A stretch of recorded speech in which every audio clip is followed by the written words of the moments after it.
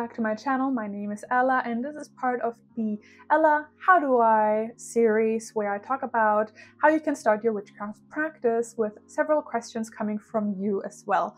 Now if you have a specific question, go leave that in the comment box below because the most upvoted question is going to be the one for the next video.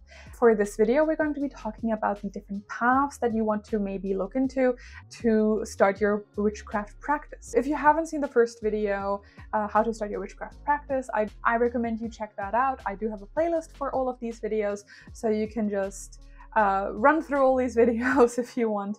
And yeah, let's get right into it. So you are new in witchcraft and you're trying to figure out what do you even want to, like, where do you even, your head's just, you know, all over the place. What do you want to do? You want to have a look at what path you can take. That is going to narrow down what you can research and what you can focus on, the community that you want to potentially like enter and become a part of. And it's just going to be a really, really great start for you. Now, so what paths really are there? Honestly, there's two major ones. You have the high magic and the low magic. You've got ceremonial magic being high magic, and you've got folk magic being low magic. Ceremonial magic is going to include things like the Lema, Wicca, and Satanism, just to name a few. Low magic is folk magic, and that's going to be cultural specific. So you've got Polish folk magic, you've got Italian folk magic, German folk magic, Scottish folk magic, North American folk magic, and so on and so forth. Of course, this is going to be across all the world, and I'll get into these now.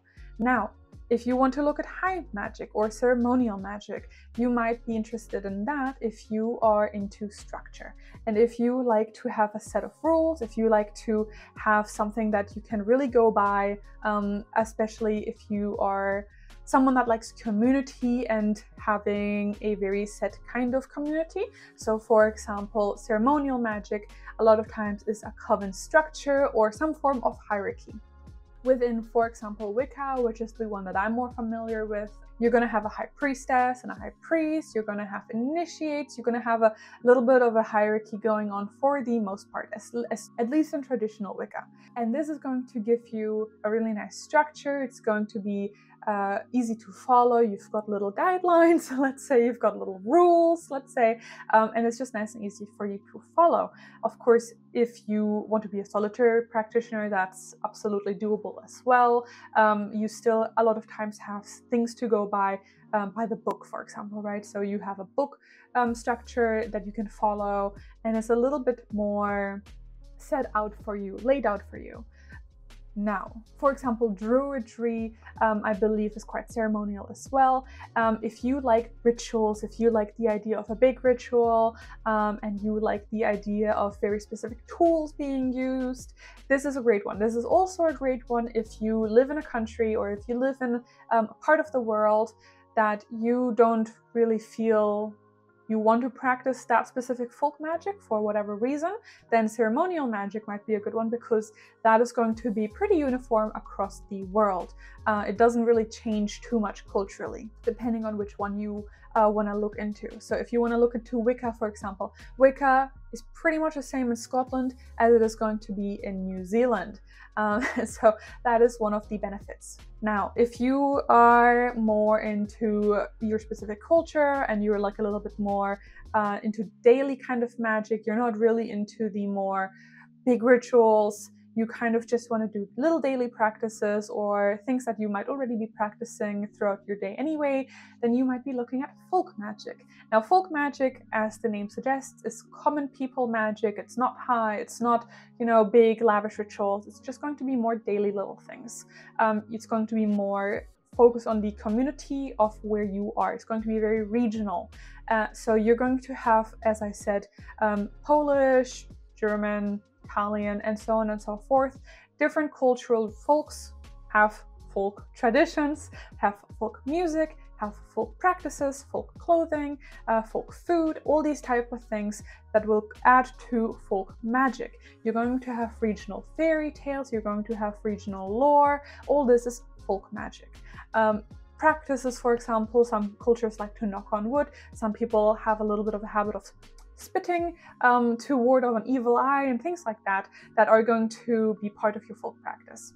Now, the good thing with a folk practice is that it is so regional, and I personally, that makes the most sense to me, and I'm a German folk witch. It makes the most sense to me because it's just right in your back door. You don't have to try and, you know, outsource too much, if you know what I mean. Whereas folk magic is just something that is regional, and something that is much more specific to you and specific to your culture or to your family, for example. And so that's something that is really, really great in folk magic. It feels like coming home, because a lot of times you are really returning to practices that you or your family or your region already are practicing. If you want a closer look at what folk magic is, I have a video called What is Folk Magic that I will be linking, so you can go check that out as well. But yeah, so if you are interested in your path that you want to follow, have a look. If you are more into the higher magic or if you're into the lower magic, and then specific paths within that category are going to appear. So if you, for example, are into more folk magic and you specifically really like plants, then you can look at ethnobotany or herbalism and green witchcraft, let's say, that are much more suitable for someone who's interested in folk magic.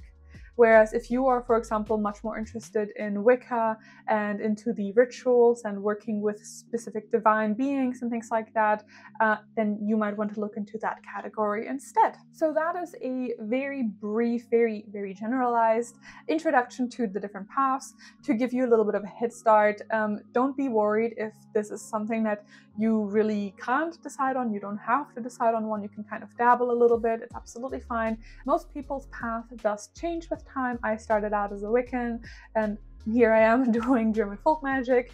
So worry not. That's absolutely fine, and it's up to you. I suggest you have a look at all these different paths, and then let the one that speaks to you be the one that draws you in. If you enjoyed this video, I do have a Patreon where I will have everything a little bit more in depth as well, and I have more articles and things like that, especially in regard to German folk magic, so you can definitely check that out. The lowest tier is as low as $3 a month, and I also have a Discord server which is for free, so you can have a look if you want to join a community. That is an excellent way to make friends and just ask more questions. And of course, my next video is going to be the one that is the most upvoted video question. So do leave your questions in the comment section below and go check out the next suggested video on this video end screen. Thank you everyone for watching. May you go with your gods. Bye!